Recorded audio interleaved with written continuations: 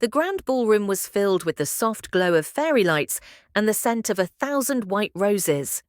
My groom, Liam, stood beside me, his hand a heavy proprietary weight on the small of my back. He smiled for the cameras, a perfect, dazzling smile that didn't quite reach his eyes. My mother dabbed a tear from the corner of her eye with a lace handkerchief, a picture of maternal pride. My father stood beside her, beaming, shaking hands with guests who congratulated him on marrying off his difficult daughter. And then there was Chloe, my sister, the golden child. She was my maid of honor, looking radiant in a blush pink dress, her smile the widest and most triumphant of all.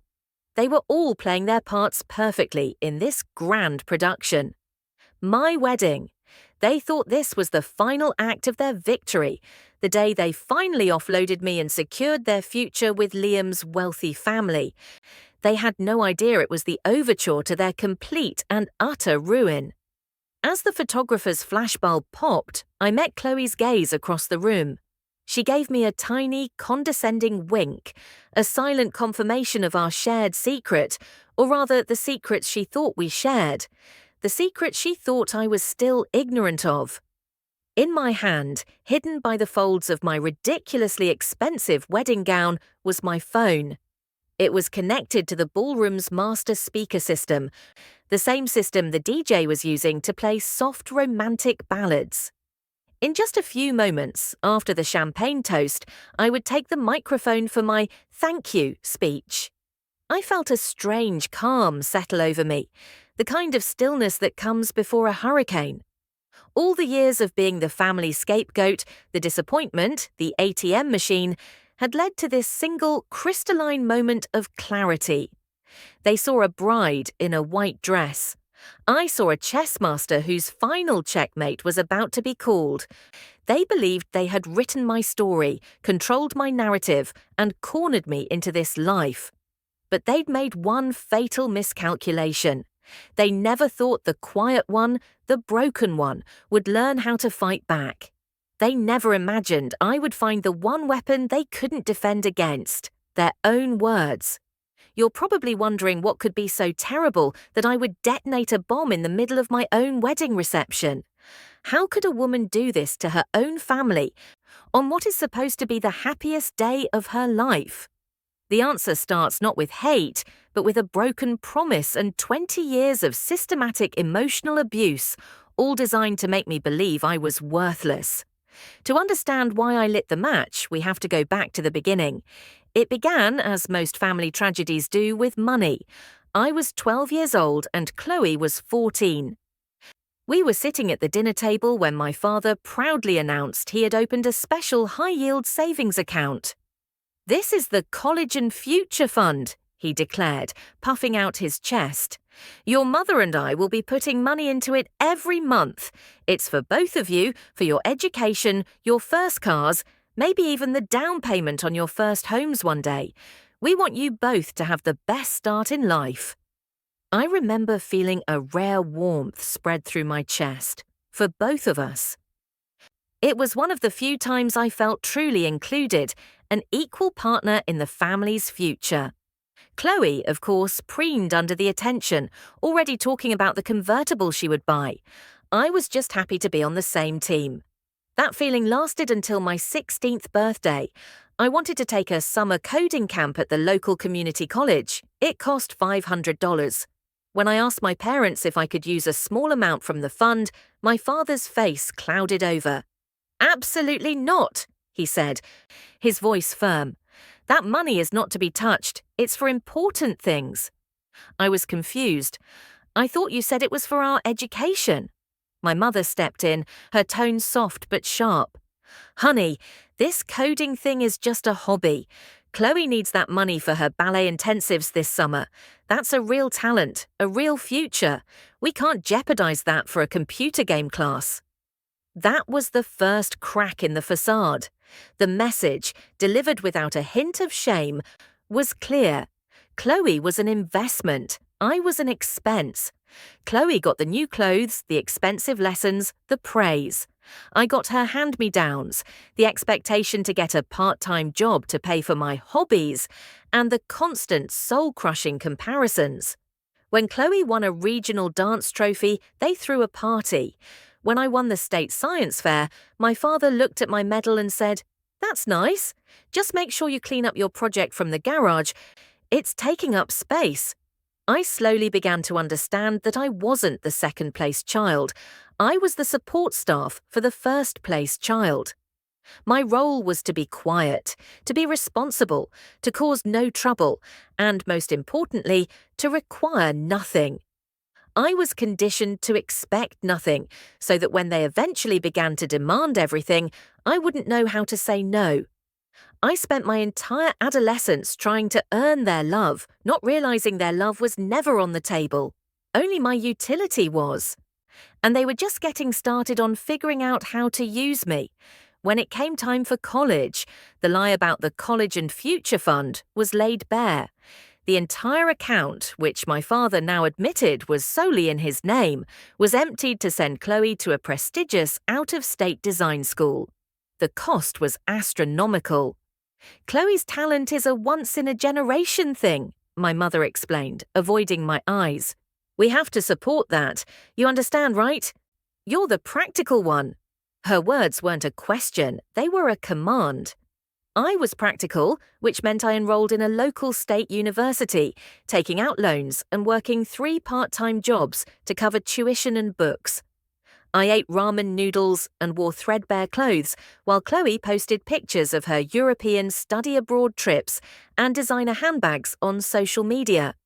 I majored in computer science, the hobby they had once dismissed. It turned out I was very good at it. By the time I was 24, I had graduated with honours and landed a high-paying job at a major tech firm. I was finally independent, finally free. Or so I thought. The moment my first big paycheck hit my bank account, the phone calls started. It began with my father. His small contracting business was going through a rough patch. He needed $5,000 to cover payroll. "Just a loan, of course," he assured me. "I'll pay you back as soon as the next job comes through." I knew I would never see the money again, but the weight of a lifetime of conditioning made me transfer the funds. I was the responsible one after all. It was my duty. That loan opened the floodgates. 2 months later, Chloe called, crying hysterically.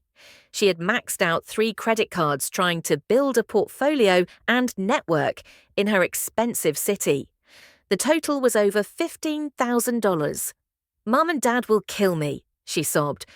"You have to help me. You're the only one who can. You're so good with money." The manipulation was sickeningly transparent. When I was poor, my financial needs were irrelevant. Now that I had money, my skill with it was my most celebrated trait. I paid off her debt. Then it was a down payment for a more reliable car for my mother. Then it was a small investment in another of my father's doomed business ideas. Each time they praised me for being so generous, so mature, so selfless. They were praising the lock for being easy to pick. I had become their personal bank, their emergency fund, their safety net. I thought it couldn't get any worse. Then my sister met Liam. Liam was everything my parents valued. He was handsome, charismatic, and the sole heir to a commercial real estate empire. Chloe brought him home for Sunday dinner like a hunter displaying a prized kill. My parents were beside themselves with glee. My father, who usually grunted his way through meals, suddenly became a master conversationalist. My mother fawned over Liam, laughing too loudly at his jokes. Chloe sat beside him, soaking in the glory. I was, as usual, expected to be a silent fixture, present but invisible. I had been ordered to attend, likely to serve as a drab backdrop to make Chloe shine even brighter. But something unexpected happened. Liam, after politely listening to Chloe talk about her latest design aspirations, turned to me. "Chloe mentioned you're a lead developer at a tech company," he said, his interest seeming genuine. That's fascinating. What kind of projects are you working on? I was so stunned to be addressed directly that I stammered for a moment. I told him about my work in data security and encryption. He listened intently, asking intelligent follow-up questions. For 20 minutes, we were engaged in a real conversation. My father stared, confused. My mother's smile was frozen on her face. Chloe's expression soured into a familiar, venomous glare. The golden child was being ignored for the scapegoat, and she did not like it. A week later, Liam called me directly and asked me to dinner. He said he was impressed by my drive and wanted to talk more. I was flattered and confused, but I went. After that dinner, he ended his casual relationship with Chloe. The fallout was immediate. The family held what could only be described as an emergency intervention. Chloe was sobbing, my mother was furious, and my father was pacing. "You stole him from her," my mother accused me, her voice trembling with rage. "You did this on purpose to hurt your sister." Then my father stopped pacing and looked at me with a terrifyingly calculating expression. "No," he said slowly, "this could be an opportunity." And then they laid out their grotesque plan. They wanted me to marry Liam. "He's clearly interested in you," my father reasoned. "This is even better. You can secure the connection. Chloe is beautiful, but you're stable. His family will like that. Once you're in, you can make sure Liam's company invests in my business. You can set Chloe up with her own design studio. This is your chance to finally do something truly significant for this family." They weren't asking me, they were telling me. My marriage was to be a business transaction, the ultimate sacrifice to secure their comfort and Chloe's happiness. I looked at their greedy, expectant faces and said the one word they wanted to hear. "Okay." They thought they had won. They didn't hear the silent promise I was making to myself, that I would play their game and I would burn them to the ground with it. From that day forward, I became the perfect daughter and fiancé. I was compliant, agreeable, and endlessly generous. My mother and Chloe took over the wedding planning with manic glee, treating my bank account and Liam's supposed future fortune as their personal slush fund. They booked the most opulent ballroom, ordered a gown that cost more than my first car, and insisted on a guest list filled with their own friends and distant relatives they wanted to impress. Each time a deposit was due, my mother would call me with a sweet, manipulative voice. "Honey, the caterer needs a 50% deposit to secure the date. Could you handle it? We'll sort it all out later." Later was a mythical time that never came. I paid for everything: the flowers, the photographer, Chloe's custom-made maid of honor dress. And I kept every single receipt, every email, every bank statement. My relationship with Liam was my only sanctuary. I was cautious at first, terrified that he was just another part of their scheme, but Liam was sharp. He noticed the constant loans and the way my family spoke to me when they thought he wasn't listening. One evening, he sat me down. "My family has dealt with people like yours before," he said gently, but with a firm set to his jaw. "People who see relationships as business deals. I want to be clear. I'm marrying you because I see your strength and your brilliance, not as part of some family merger." It felt like the first breath of fresh air after years of drowning. I broke down and told him everything: the future fund, the years of being a human ATM, their explicit plan for our marriage. He wasn't surprised, he was furious. And in that moment, he became my co-conspirator. The final piece of evidence fell into my lap with an almost laughable irony. My mother, whose laptop was notoriously slow, asked me to work my magic on it. "It's full of viruses or something," she complained, "and my messages won't sync with my phone." As I ran a diagnostic, I saw her messaging app was open. A group chat was pinned to the top, simply titled Family. It was her, my father, and Chloe. My hands trembled as I started to scroll up. It was all there in black and white, years of conversations. They called me their golden goose. They mocked my clothing, my quiet nature, my gullible heart. They detailed every dollar they had squeezed out of me and planned how to get more after the wedding. Chloe had texted just last week. Once she's married to him, we can finally get the lake house. She owes me that much for stealing my fiancé. I felt a cold, hard certainty settle in my chest. I copied the entire chat log, thousands of messages, onto a secure encrypted thumb drive. The trap was now set. All I had to do was walk down the aisle, smile for the cameras, and wait for the perfect moment to press play.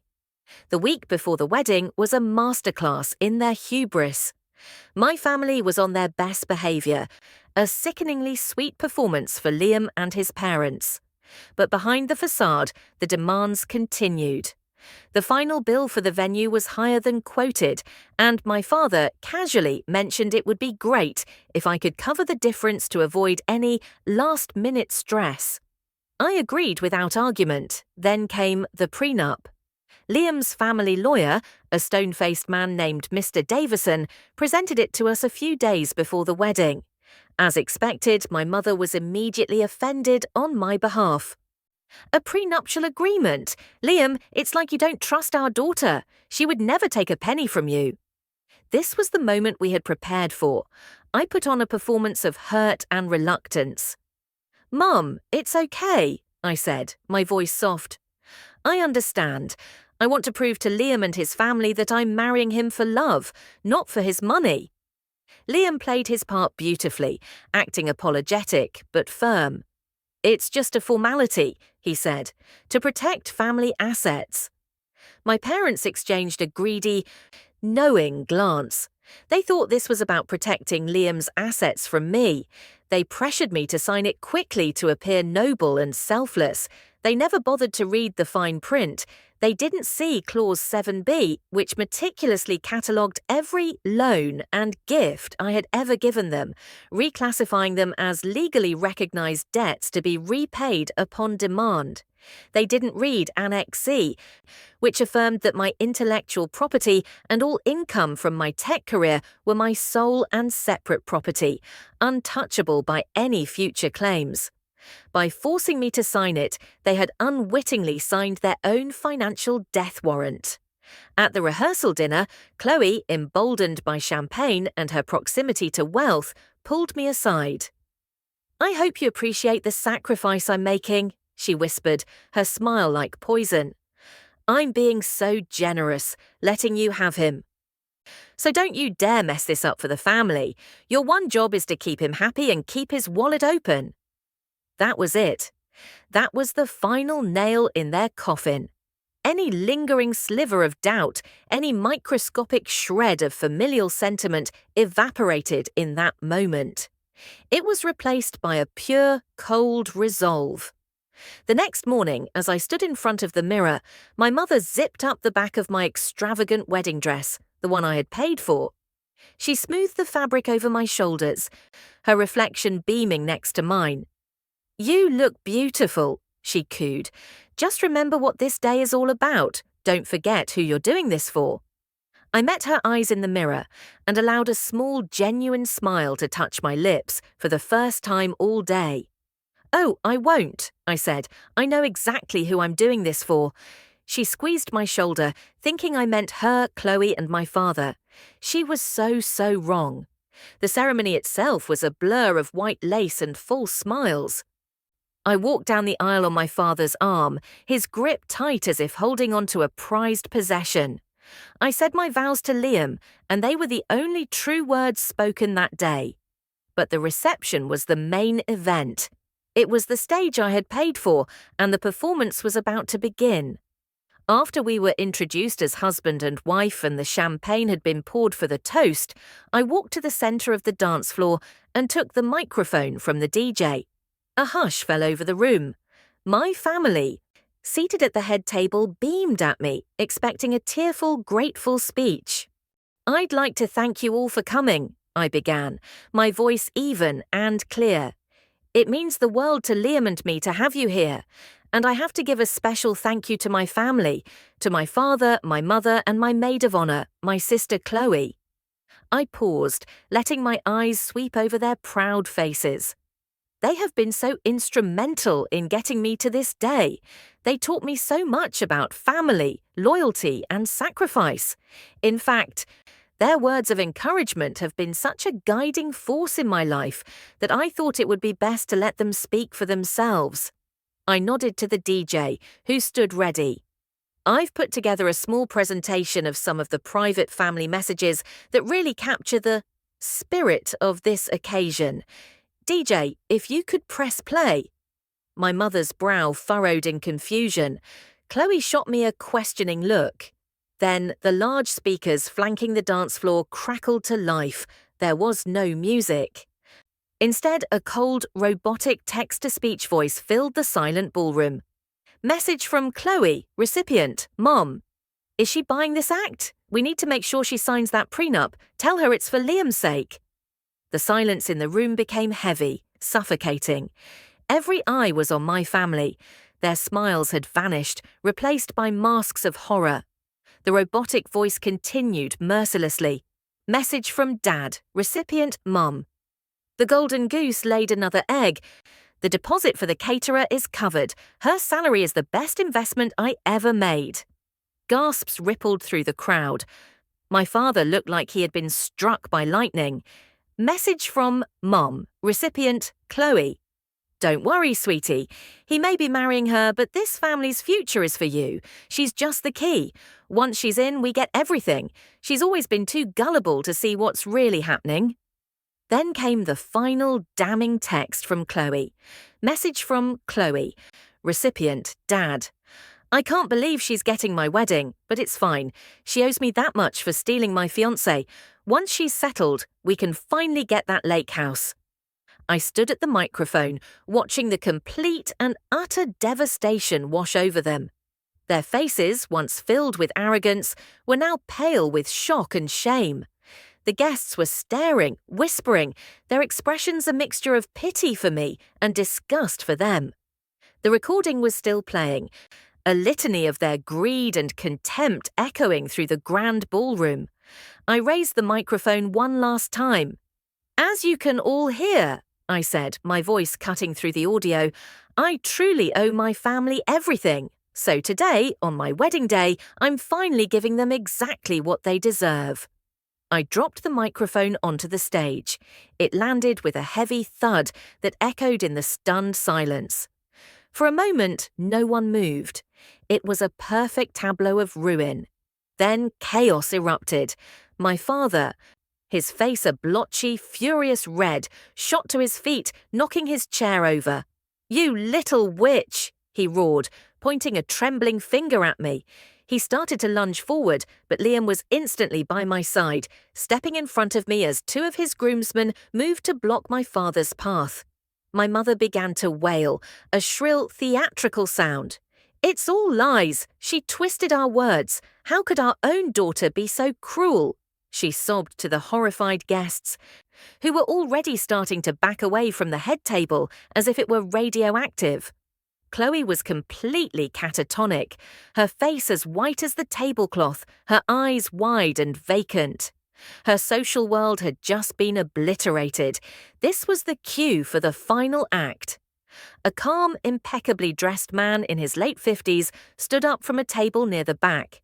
It was Mr. Davison, Liam's lawyer. He walked calmly through the sea of whispering guests, his briefcase in hand. He didn't even glance at me.